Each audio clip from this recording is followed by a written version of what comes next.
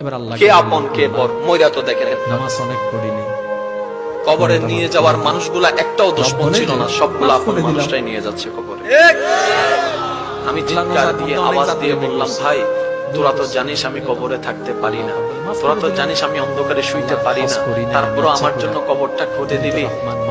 খাটের নিচে যখন চোখ দিয়ে তাকালাম, ইমানদার ভাই মনের কান দিয়ে শুনুন, খাটের নিচ দিয়ে যখন চোখ দিয়ে তাকালাম, মনে মনে ভাবলাম হয়তো শত্রুরাই কবরের দিকে নিয়ে যাচ্ছে।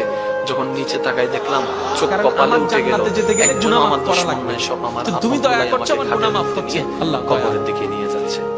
এবার বান্দা বলে আল্লাহ কে আপন? প্রশ্ন করতে থাকুন নিজেকে, কে আপন কে আপন? উত্তর আপনি পাবেন না, উত্তর আপনি পাবেন না। এবার কবরের মধ্যে চলে গেল। গভীর মনোযোগ। আল্লাহ কেন? প্রস্তুত আছেন তো? তুমি আমার যে বান্দাকে কষ্ট প্রস্তুত আছেন দিয়েছো, তো? ইনশাআল্লাহ যদি মাফ প্রস্তুত করে, আছেন তো? ইনশাআল্লাহ লাশটা কবরের মধ্যে দিল। এবার আপনার বিবেকের কাছে আমার আস্তে আস্তে প্রশ্ন, চাটাই দিচ্ছে, কোন গুনার মাপ পাওয়া পাশের ফাঁকে সহজ, ফাঁকে কিছুটা আলো ঢুকছে। আল্লাহটা নাকি বান্দারটা? কে আপন কে পর মইরা তো দেখেন। যেটাতে মাপ পাওয়া সহজ, সেটাতে কবরে নিয়ে যাওয়ার মানুষগুলা একটাও দুশমন ছিল না, সবগুলা যেটাতে আপন মাপ মানুষটাই পাওয়া নিয়ে যাচ্ছে কঠিন, কবরে।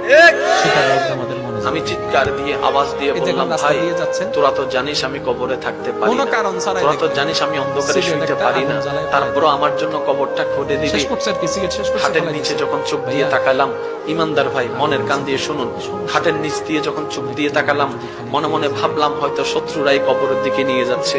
যখন নিচে তাকাই দেখলাম চোখ কপালে উঠে গেল, একজনও আমার দুশমন নাই, সব